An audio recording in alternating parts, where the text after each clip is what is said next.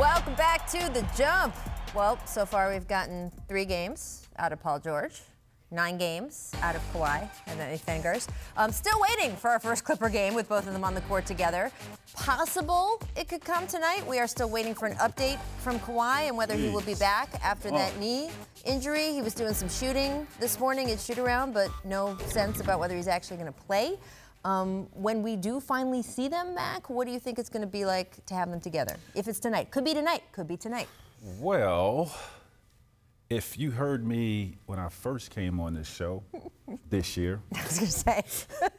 I said that the Clippers were going to win a championship. Why? Because of these 2 guys right here, right? You have 2 of the best that do what they do from an offensive side and defensively. I mean, these guys actually love to play defense and take pride in shutting down the opposing team's best offensive player.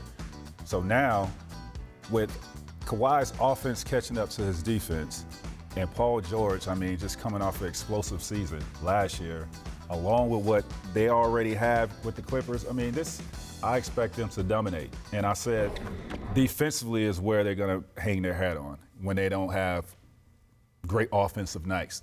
They are a team that can slow you down defensively. And I say they're going to hold some opposing teams to 80 to 85 points. That's how great defensively they will be.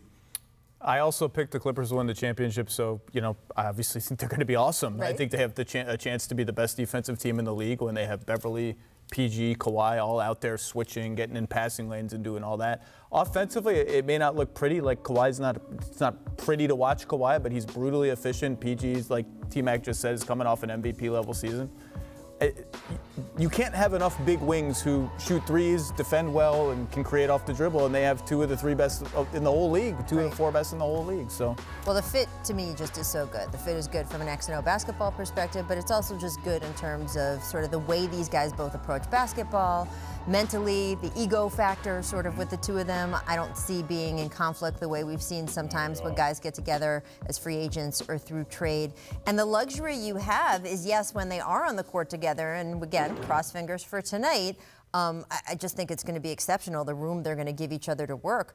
But if they're not, as we've seen, when you don't have one, you have the other one. And the amount of points just Paul George has scored alone in the last week is insane, much less defensively, which we're still seeing him get back in the groove of. I've said it a few times so far this season, the Clippers have put up some really good numbers and some really good games, and I still think we're underestimating them. I do think it is because they're going to be so good with these guys. And it's going to be interesting, though, to see PG, Kawhi, and then the Lou Trez thing, which is like an offense unto itself. How does that all blend when all 4 of them are on the floor? That's going to be interesting. The great thing about these 2 players is they don't need the ball. They don't have to dominate the ball. And they both can be great pick-and-roll players.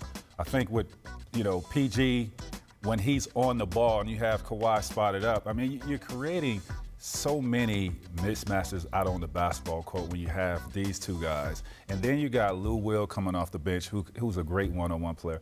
I can't wait till they fully are healthy to witness, you know, historic numbers that we're going to see from a defensive perspective. Our news editor, Jeremy, is trying to talk to me through this little thing in my ear. I believe he just said the building just shook. The building did just shake. Do you think we're having an earthquake, or do you think? I think that was just thunder. Don't tell me nothing about earthquake because I'm off this set.